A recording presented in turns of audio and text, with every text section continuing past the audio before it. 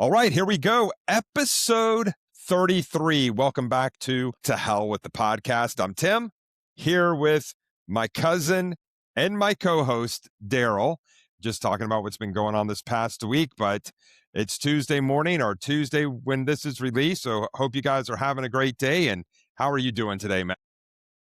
Doing good, man. This is one of my favorite parts of the day. So yeah, I'm ready to get into it. There's stuff to talk about. So yeah, always a pleasure to get into the weeds with you on our favorite on our favorite topics.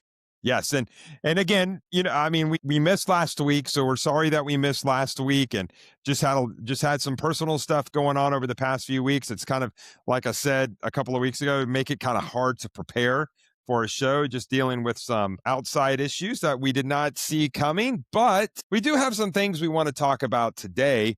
It may not be our normal full show, but I think we've got some fun things though that we can talk about, because sometimes, I've said in the past, sometimes we've got to prep and sometimes the content can present itself. And I think I've got some things that I found. And I think you said you had a couple of things right before I hit record that you said we could have some fun talking about. But you want to roll with your first thing or one of your items first? Well, I had a couple of separate subjects, but both are revolving around the Monsters of Rock cruise. So the guys, yeah, you sent me that clip this morning. Yeah, well, I had a couple of things I had one other thing besides that, but yeah, so Stevie Rochelle, he runs Metal Sleaze. It's a podcast, blog, whatever, and he used to be in a band called Tough back in the 80s, and they're kind of a second tier band or whatever. He's actually really good at covering, what's going on in metal and whatever. But he was on the cruise, and so he was telling the story, and he recorded this on the Potter Than Hell podcast. And so it had gotten some traction. And so the story was that he and Michael Sweet and Sebastian Bach wanted to talk to him. And there was basically no context. And Steve was like, okay, what is this? And so he met with Michael Sweet. They exchanged numbers. And basically they were just making sure that everything was cool between them, which made no sense to me.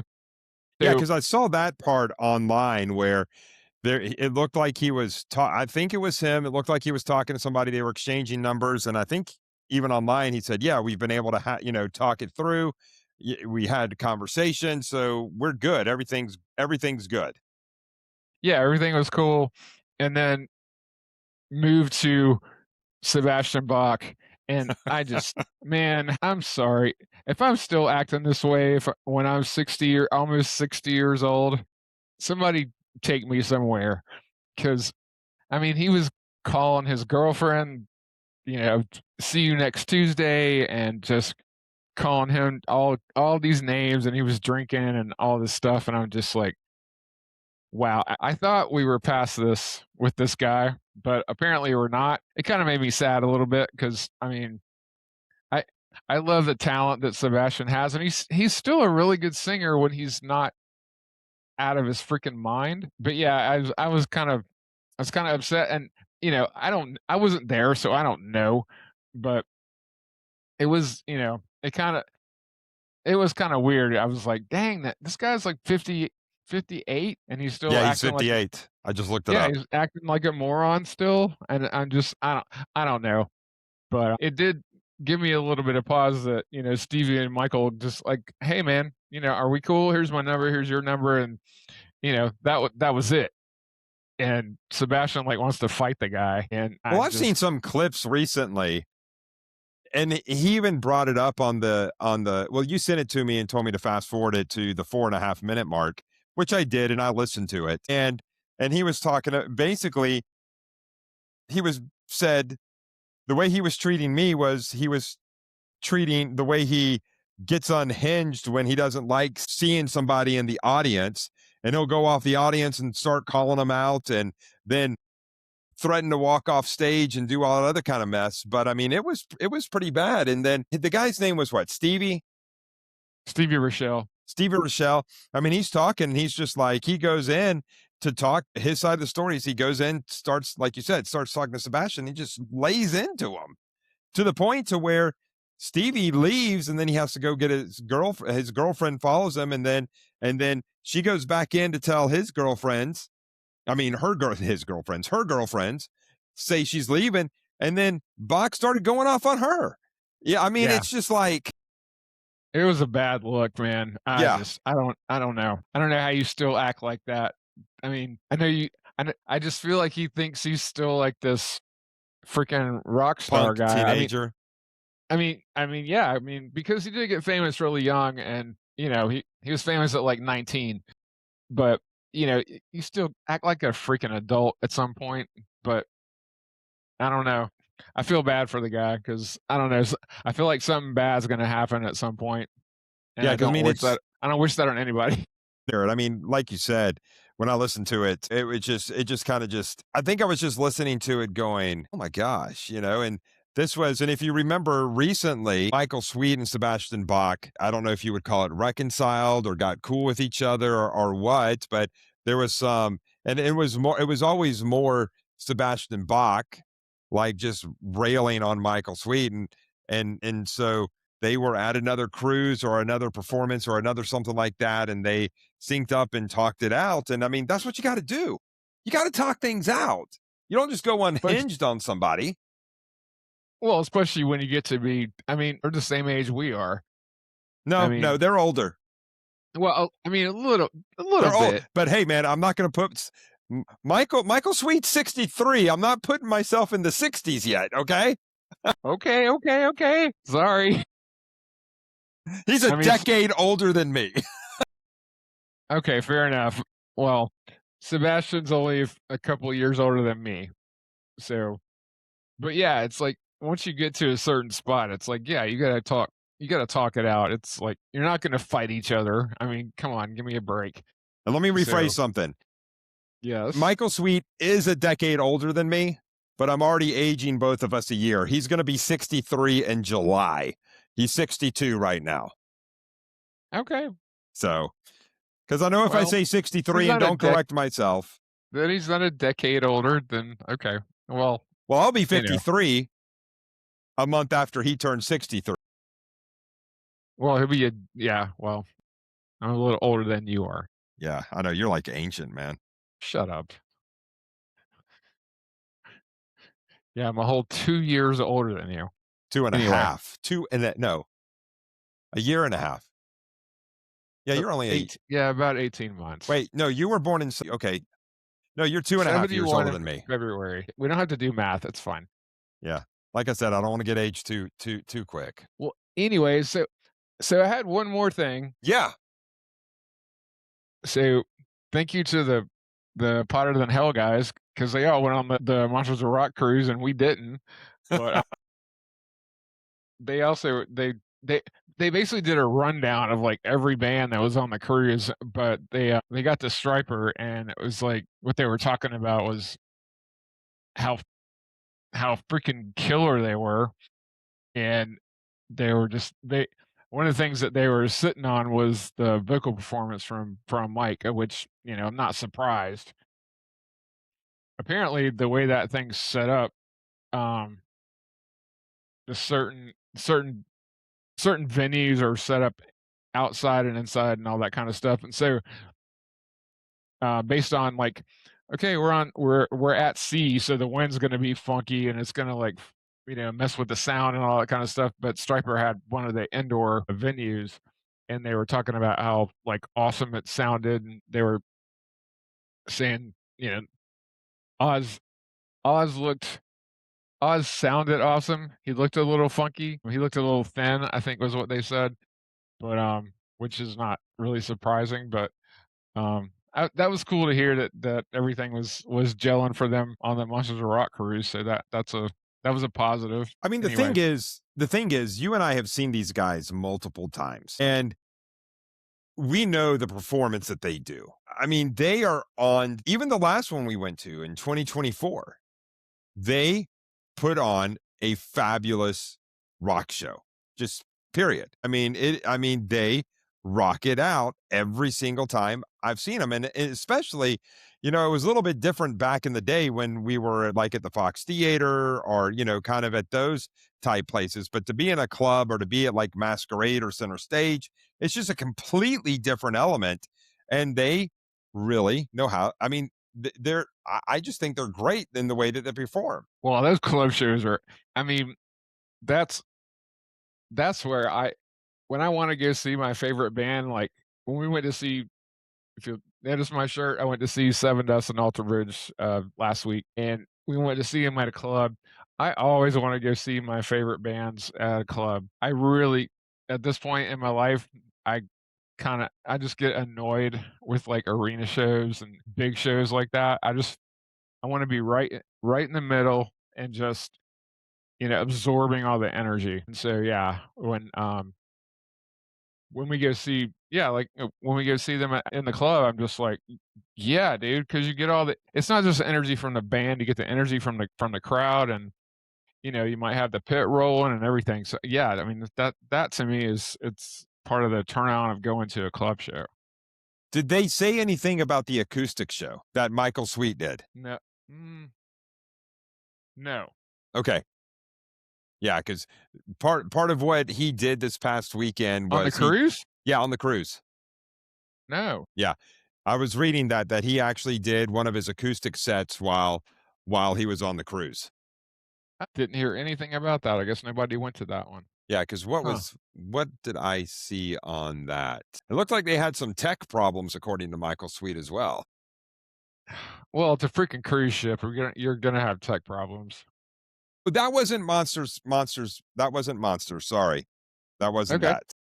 This was the Frontiers Music Festival, I was getting that confused. So at the Okay, Frontiers gotcha. Music Festival that Stryper was playing at, they also did Michael Sweet also did an acoustic set, so my bad. I was getting the 2 confused because they happened pretty close to each other, so, Yeah, they were like 2 weeks apart, I think.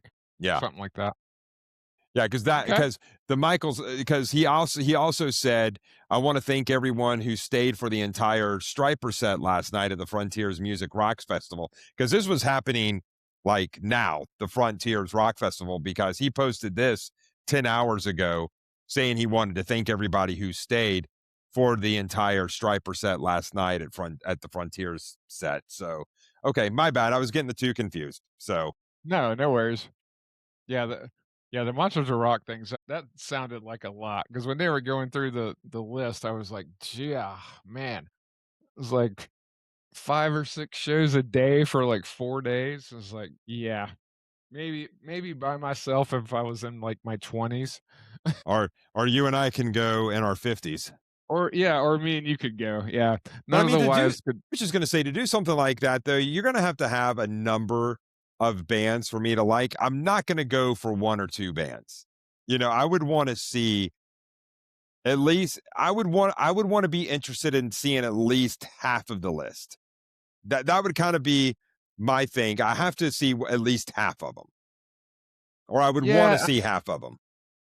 yeah, I mean, that was the thing too, because when I was listening to them go through the list, and it was like, "Okay, I mean, there's Black and Blue, and there's, I'm not sure, I think Dokken was on there."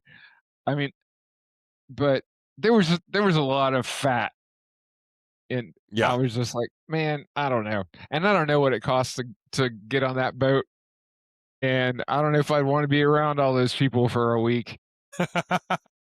I mean, seriously. I know. And I'm sure that So, they're not doing full sets either. It's probably more like a festival, or are they doing a full set? well, I know from what I was listening to on the pod, Stryper did an hour. Okay. Well, that's not their full set because normally they do about an hour and a half in a concert. So, Right, right. I mean, I guess it just depends on who you are, but yeah. yeah, I mean, but they were trying to do some pretty I mean, I didn't hear anything, that was below like 45 minutes, but like I say, I wasn't there, so. Let me ask you this because this just popped into my head, and I remember I went to a concert once, and I looked at the set list before I go, and I was like, wow, this is a lot of songs. This is going to be really really cool. But then I realized when I got there, the majority of the songs in order to fit that many songs in, they were skipping the second verse. So it was still kind of the same length of a normal concert, but they didn't play the entire song. And that kind of annoyed me because I would get ready because I mean, this was an artist that I don't listen to him much now, but I used to listen to him back in the day. And I was listening to him and I was singing along with the songs, and I would go in to start singing the second verse. And I'm like, what just happened? Where's the second verse? Where's the second verse? And so I don't know. I don't like that. I mean, if you're going to play the song, play the whole thing. Okay, so well, let me turn it around. So you say they weren't singing the second verse, or were they doing like a medley? No, no. Okay, well then that kind of sucks. Yeah, that would kind of aggravate me because yeah, when I get into a song and get into the groove and yeah, I know where we are in the song and then the song changes, yeah, that kind of sucks. So yeah, I wouldn't like that either. No, because I mean, I didn't like it at all. Because I mean, yeah, if you're doing a medley, that's one thing. And I expect that. But I mean, like from song one to the very end, every song, there was something that was skipped in the song to shorten the song to squeeze in more songs in the set. Gosh, just play the whole song. Yeah, yeah, I don't like that. So, So yeah. yeah, I didn't like it either. I thought it was just, I mean, I don't mind it if it's one here or one there, but if you're doing that a bunch of times, yeah, it'll become annoying. yeah, So, yeah, it was kind of annoying. So an interesting topic came up online on Facebook this week from, and it's something that you and I have talked about. And one of the questions that popped up was, who do you think could sing for Striper and hit every single note on every single album? I have the answer to this question. You've said Jeff Tate, haven't you? Well, I wasn't the originator of this answer. My wife was, and as soon as because he's asked this question before, and she's like, "The dude from Queensryche." I was like, "Yeah, the dude from Queensryche." And so I posted the response this morning, or I don't even remember when I posted it. And she came back and she's like, "Good answer." She was like messing with me because She already knew what she you were already going to say. she Oh, when already she said brought it up. yeah, she already said the answer. What I mean, there there's only a handful of dudes, but I mean that's the first one that popped into my head because I love Jeff. I don't know if he's a good person, but I know he has a freaking amazing voice. So would he be able to carry the vision of Striper? I don't know, but I know he could hit every note on every album. Yeah. Yeah. I mean, I hear what I completely understand what you're saying. I mean, I know you and I have talked about this before. I mean, in a band like Striper, I've always felt like it's not just being able to be the singer, but it's also being able, in my mind, when I see that question, I think, okay, but who can sing it with the same conviction, with this, that has those Christian beliefs in them. And I don't know if Jeff Tate is or not. I've never heard him speak one way or the other about faith or anything related like that. But I threw a few names out there. And I'm not saying he said this in response to me, because then I went, yeah, you're right. One or two of the people that I mentioned probably could not hit every single note on every single album.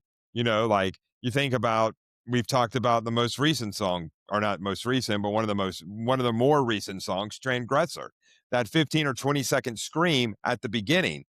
Yeah, I don't think two of the people that I mentioned, but I still go back just because of his octave range and the way that he can sing. And the way that I heard him sing Soldiers Under Command, I still think Ken Tamplin can do it. I mean, you're probably not wrong. I'd like to hear excuse me. I'd like to hear him like do some more of that stuff because the more I thought about it, I was thinking about Chester Bennington also. But I mean, he's obviously not here anymore, so but that would be a cool, I don't know, maybe AI could put that together for us. But actually, yeah, all right.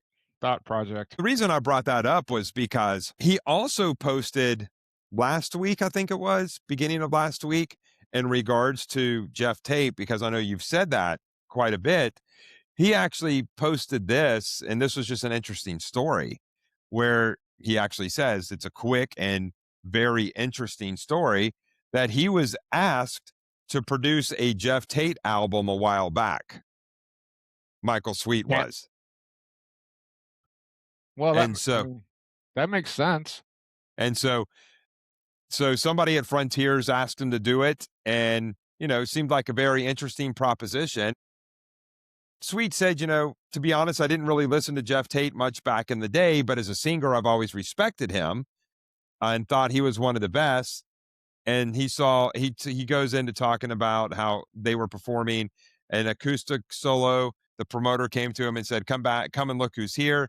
Went and drew back the curtains, and right in front of him, center stage, was Jeff and his wife. And they literally sat there for Sweet's entire show and supported him. And it was surreal, singing bare bones with just an acoustic guitar for Jeff and his wife for 90 minutes. And he says, let me put it this way, my shirt was extra sweaty that night. And to be honest, I was a nervous wreck. But who wouldn't be performing like that in front of a legend like Jeff? Without going into all details, just because of timing, he couldn't take on the project at the time. But he goes on to say, I've often thought about what we could have done together and that it would have been a killer album. The things you don't know is how we ended it. But kind of an interest. I thought you might, if you hadn't read that, I thought you might find that a little bit interesting just because of the whole, you've said Jeff Tate before. And then I read that. I was like, oh, that's pretty cool. I had heard that story in passing, and Jeff Tate is like he's like a classically trained singer, and not a lot of metal guys have that. So, and I don't know exactly what Mike's I don't think he has like a lot of classical training. I could be wrong, but I know that Jeff Tate has like a lot of stuff in his pocket, technique and all that kind of stuff. So that would have been cool to see him singing over Mike's producing. That would have been something cool to see what the finished product would be. But who knows? Maybe it'll happen. I mean, I don't know. God, Tate's got to be what? Probably. Well, he's probably my age. Yeah, I'm not sure how old Jeff Tate is. I think he's probably my age. I'll find Probably out mid. for you in just a minute, and I'll tell you. So let's see. Jeff Tate is 67. 67. Holy crap! All right, good for you, bro. And still out there doing it, Yeah. and still killing. Dang, that's crazy. But he's always taken like kind of legendary care of himself. So that's a that okay, that makes sense. And he'll do it until he can't do it no more. So So let me show you this. all right, What would you think if this ever came together? Let me find it. Is this the one? what are you about to hit me with? I saw. Oh my god, I saw. I was like, God bless you, AI. So if you're watching this on screen, this is not real. This is not a new band, but what it's reflecting is Michael Sweet, Nuno, Will Hunt, James Lomenzo, and I'm not sure how to pronounce that last one. Girish Prodhan. I'm not exactly sure how to pronounce that, but what Michael Sweet said about that, AI was having a little bit of trouble today. Will Hunt looks more like Bobby Blozer. James He does. Lomenzo, Yeah, they screwed up the image, a lot of the imaging on this thing. Because yeah, Lomenzo does look.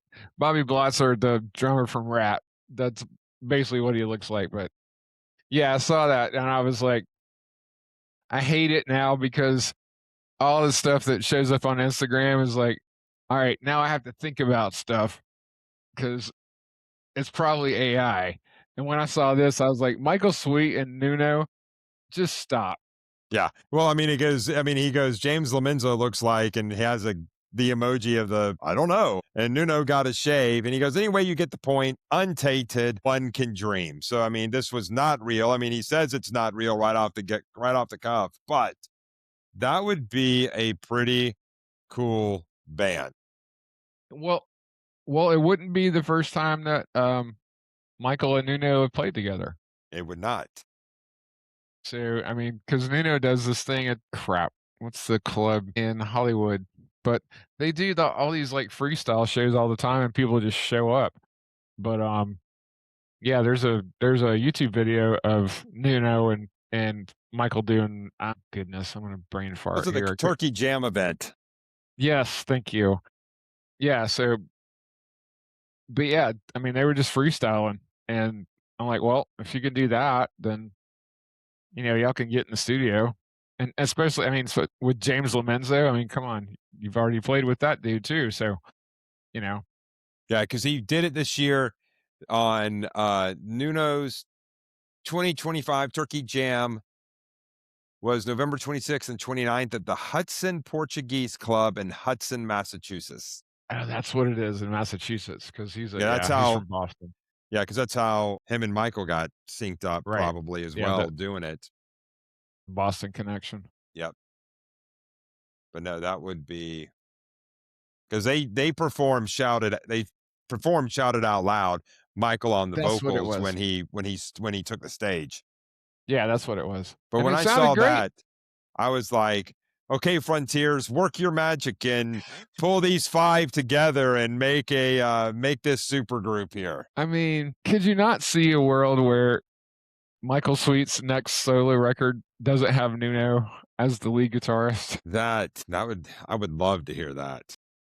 I mean, just him as a creative because he always does like just I'm gonna go do this thing or I'm gonna go do that thing, and I mean, especially with both of them being from Boston, I mean that would be cool. And Mike again could step back from the guitar and just focus on the songwriting and the singing if he wanted to, but those two playing guitar together would be pretty badass. Yeah, that would be. I mean, because I know you've said before that Nuno's probably the best on in the world right now. I think he's the best American guitar player Okay, right American now. guitar player. Okay. Yeah. I don't know about those European dudes are doing some different stuff, and God bless them. But yeah, Nuno and Nuno's Portuguese, so I'm cheating a little bit, but he lives in Boston, so And he's an extreme. yeah, and he's in extremes. The Euros can't claim him, so So speaking of extreme, they have that new album coming out later this year, and I was just looking to see if they have yeah, a release date on it. they just finished it, but is there? I don't think there's a date. Nope, not a date yet. Yeah, they said it was finished, but no date yet. Yep, So no date yet. that So, was a oh quick well. turner. Well, It's been 3 how old? years. Yeah, okay, that's fair. Hey, So it's a year and it's longer their than best, Striper does, you know? and it's their best one yet, Yes. according to the new, According according to to Nuno, is Nuno. their best one yet. So it's gonna. I mean, I loved 6 so much. It's gonna be interesting to top that one. If it's gonna be better than I 6, you're gonna have to do a lot of work to make it better than six because I mean that was my favorite one since probably Porn Graffiti. yeah, I would agree And with you on that. I'm a big Extreme fan. I mean, I'm a big Nuno fan, but I am an Extreme fan. But yeah, six was a that was an unexpected, really good one. So Yeah, that, and I'm glad you mentioned it to me because I mean that ended up in my top playlist. End of year stuff. So it's. yeah, mine too. But speaking of new stuff, Yes, we got word on the first Striper song when it's being released, and it's being released later this month on May 26th, which is the day after Memorial Day. So that is what, 3 weeks from tomorrow. The new nice. song coming out. Lyrically, Michael Sweet said it's about standing strong against all odds. And even though people may come and go, you find a way to turn the ruins into gold. Musically, it's got that 85, not 95, 85 vibe. Classic Striper all the way, yet at the same time, that same modern seasoning sprinkled on top. Really think you guys are going to love it. He goes in and talks about the gear he used. on it. And then he goes, sorry, I'm geeking out a bit because he says, like, I played through an EVH Gear 80-watt 5150 and it sounded so good. The mid range is beautiful. I triple track the rhythms and use my Soli guitars as well as my PRS guitars, all loaded with Fishman pickups. They're strung with Ernie Ball strings. And of course, the front end of the amp was driven by a Tech 21 NYC EQ strip parametric EQ. Well, all right. Sorry, he was geeking out a bit, is what he said. But Hey, anyway, I understood 526. 75% of that, so I'm proud of myself. Yeah, I understood a little bit. I understood the EVH, the Sully guitars, the Ernie Ball strings. So I'm not sure Until he what a got until Fishman he got to pickup the is. until he got to the pedals, I was good. Yeah. Well, Um, that's great. New music. 526, that is coming out. New Yeah, music. that's awesome. I mean, we still have new music from them. I mean, you think about it. Um, the master plan was just released a month ago. You got Iconic coming out. That's what, the end of June or end of July. And then you'll have Striper turning around with this. Who else is doing that? Man, there's only a handful of artists that work harder than Mike. I'm sorry, but I'm I am really pumped for this Iconic stuff. Yeah, because I'm looking right here, I know I know July I want new s 31st. yeah, okay. I know I want new Striper and all that kind of stuff, but the style that Iconic is I don't know, I think that's just something that I wanna hear more of that. Yeah, it's different. It's different sounding, and Yeah. and I think I Well, told it makes you, I think I already shared before, I've pre-ordered the vinyl, the T-shirt, all that kind of stuff. right. Trying to build my record collection, my Yeah, album vinyl collection. yeah. I need yeah, I need to order a few things as well. But, yeah, I just like the style that it it doesn't feel like it kinda feels like Sweet and Lynch, but it's not the same. But it's got that heavy kinda Yeah. feel to it, which is that's always my jam, so I'm looking forward to it for sure. I know, I'm looking forward to, I mean, it's gonna be pretty cool, and if you haven't listened to Iconic, go watch the previous videos from the last album, because you've Yeah. got one where Mike is in the background just doing the guitars, and then you got the other one where him and who is it, Nathan James, are switching vocals on the song. Yeah, that is really cool. I mean, I love the back and forth from those 2. I mean, on it really is showcasing the back and forth of the 2 vocalists, and there's some good back and forth of on the guitars as well on some of the other videos, so, yeah, it's a really cool it's a cool deviation from what Stryper does. Yeah, it really is. It is, and because I mean, as you know, if you're a Stryper fan, Michael is the lead vocalist 100% of the time. But not in this context, which is interesting and cool. Here's an interesting question. Yes. Somebody did ask Michael Sweet, what do you think of all of the new, in this post, of all of the new AI generated music? It seems to be taking off more than I imagined it would. And he responded, I think it's a great tool, but at the same time, if it's overused, it's not a good thing at all. In other words, if you have some lyrics that you want to tweak or to expand upon, I think that's okay.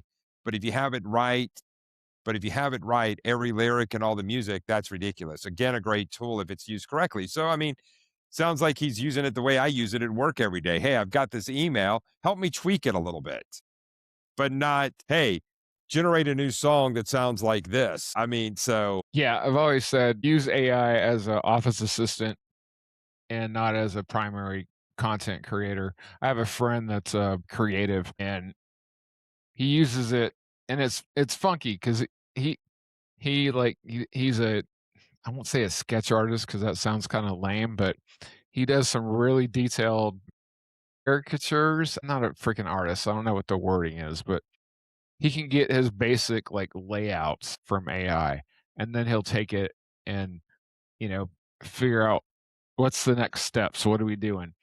And I guess, I don't know. And I've said this 100 times. I don't like AI for creative stuff. I want I wanted to form perform certain functions, and I don't want you to create a song. I don't want you to create a drawing or anything like that. So that's where I kind of draw the line. But my buddy's kind of like he's sticking his toe in the water, and he's trying to figure out like, all right, how can I manipulate this tool and to save him time, basically, which which which is what you're supposed to be doing with it is make sure it's saving you time. So I mean, but I've always been kind of hesitant about the creative part of it. So and we talked about this before. That's my stance on AI. It's just like, all right, cool. Be my office assistant, but don't try to, you know, create stuff for me out of the box. That's my job. And if I want to ask you questions, I can always tweak the questions, or I can always tweak the response. I might ask you a different variation of the question, 15 times so I can get a different answer. So Yeah, anyway, it's I like the way he answered that to tweak to what you yeah. said versus give me the lyrics or give me a chorus for everything. So, but he did Yeah, also go especially on to, yeah. He also went on to say somebody else asked him the question about this. When are you officially announcing the album name and artwork? And he responded to that person 5/26, same time as the first single. So we'll also know the album name on, and I nice. guess seeing the artwork on the album at that time. Well, that's cool. I'm just running through They always have great artwork. that they do. Okay, so he says, "What's the name of the song?" And he didn't reveal that yet, of course. I mean, if he wanted to reveal the name of the song, he would have revealed it in the original post. So just looking forward to seeing if there was anything else that might have been revealed a little bit. But this is interesting. Sometimes the responses just make you laugh. There's one that says here, honestly, I've steered away from listening to new Striper stuff before the album comes out. I have experienced that it taints my perspective based on whether I like the new song or not. So I want to be old school, get the album, play it at home, listen and enjoy without any bias, so to speak.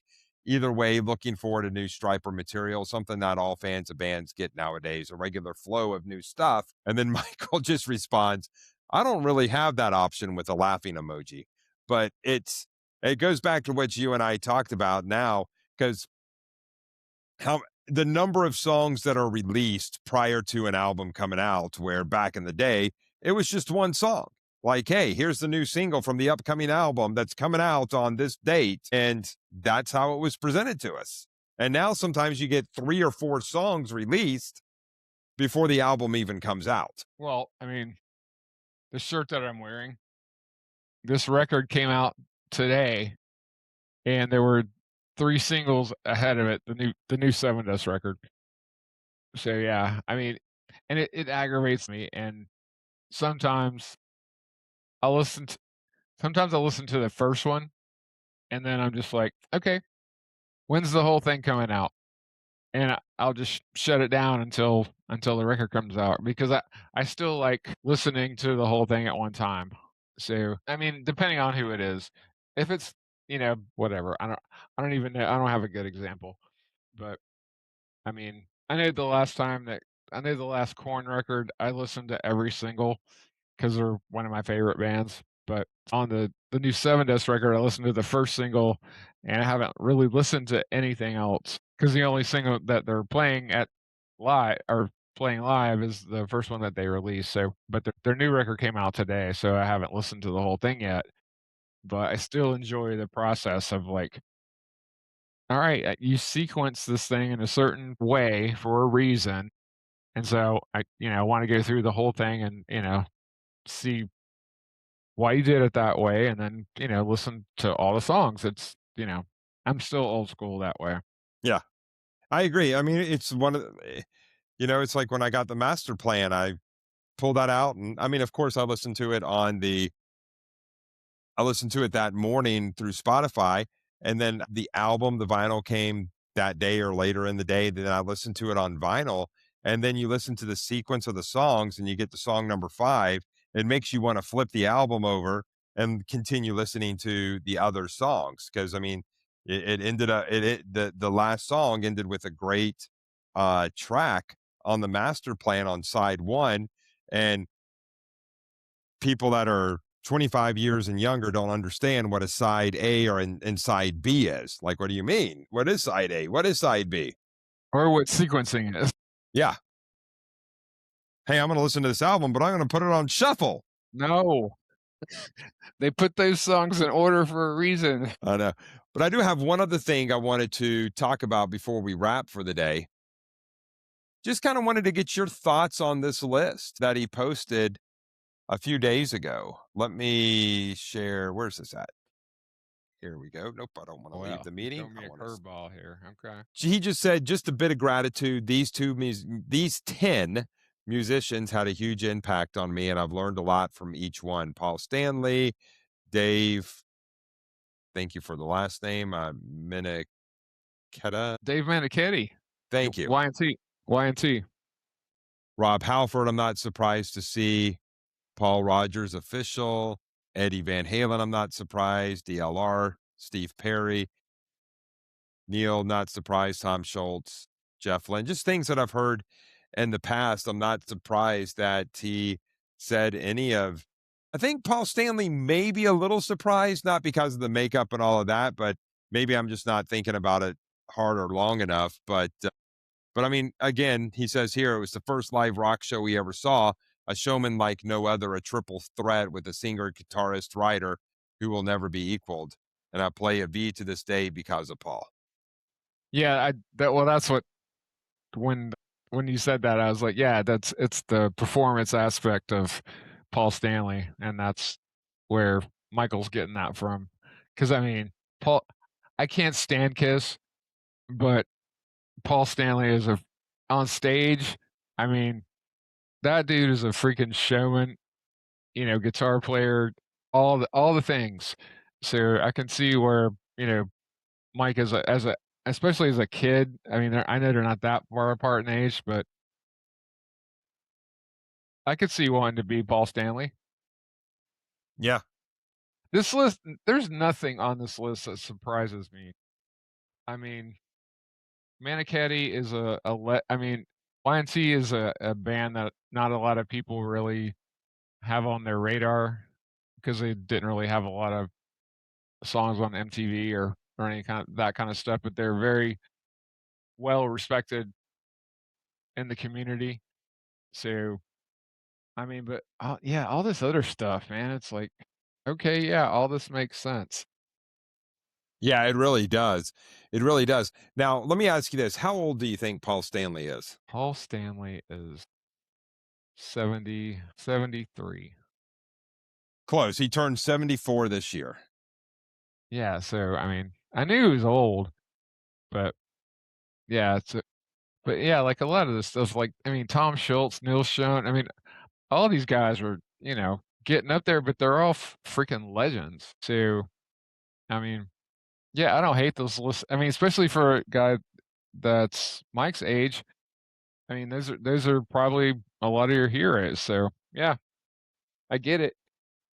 Yeah, because I mean, you think about some of these bands, they were, I mean, what we were talking about at the top of the show are some of the people he listed here, not these bands, but some of the things that he listed here. And we were talking about at the top of the show with him being 10 years older than me, you know, Paul Stanley, Rob Halford, not EVH, but like in having DLR up there. Steve Perry in the late 70s, early 80s, Boston.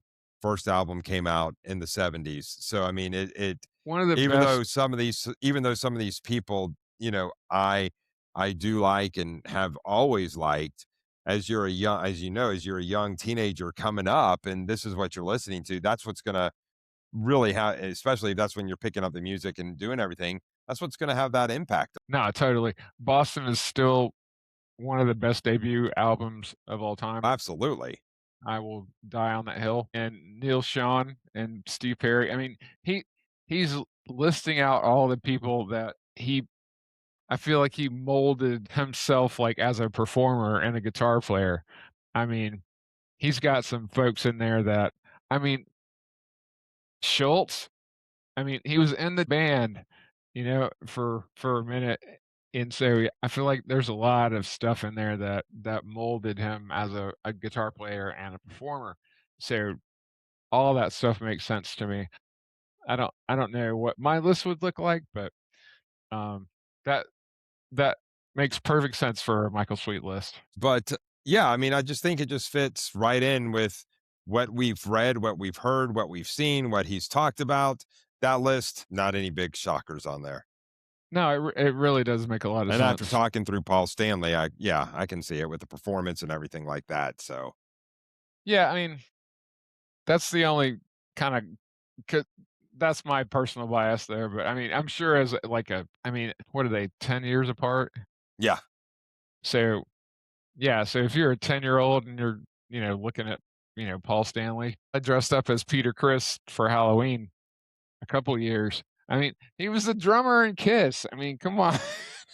So, I mean, at this point, I can't stand Kiss, but, I did dress up as the drummer from Kiss a couple years for Halloween, so, whatever. But, yeah, I could totally I mean, they were the ultimate, just theatrical performance. Their music was god awful, but the theatrics and the performance and the pyro and all that stuff, I mean, why would you not wanna do that for a living? I mean, he did have a lot of other stuff in there that was, pretty cool, so, yeah, I could none of that stuff didn't make any sense to me at all. That makes perfect sense for a Michael Sweet list. yes, it does. And so with that, that brings a wrap to episode 33 of To Hell with the Podcast. That's what we had on our list today. Not bad. This I mean, we had several things we talked about. Not bad for not really being able to prepare with based upon everything I've had going on. So Hey, just free flowing, man. This was fun.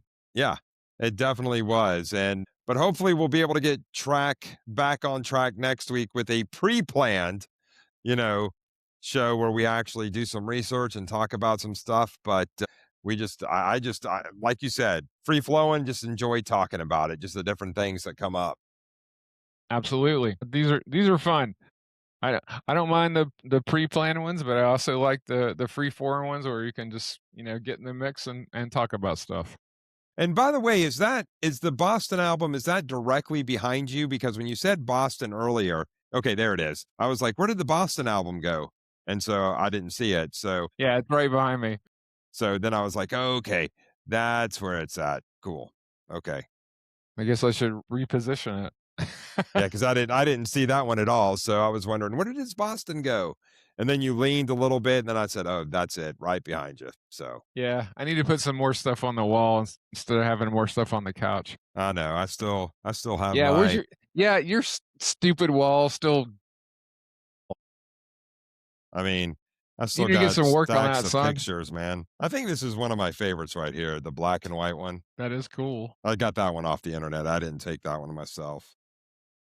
Same with that one. Oh, that's cool. Well, you need to get some of that crap on your wall, bro. I know. I Let's mean, see. We were at that concert together. Not together, but nice. we were there at the same We were time. there in this yeah, we're in the same building. Creed. Just looking through some of this stuff. Now, this one, we were at that show together. We were at that show, yeah. Yeah. Yep. And then I've got some other stuff here as well, but I just need to order this stuff. I just Get haven't done some it of that yet. crap on your wall, man. You got some good stuff over there. Gosh, I'm so young in that one. Went to a meet and greet. And it's just like, dang, I'm so young. Yeah, this is one. This is one I got at one of our shows. Stupid glare is on it. Because Wow. I gotta find a no glare Overlay. overlay. So it's not so it actually comes through like yours do in the background. So that's what I've got to find. Yeah, I don't know why my glasses have a freaking glare, but none of my pictures there. So, alrighty. All right. Well, that is episode 33. We will be back next week as always. Don't forget to like, subscribe, give us any comments that you hear. And thank you for listening, guys. And we will see you next week right here on To Hell with the Podcast. Co host is Daryl, and we Love you will see guys. you next week. Take care.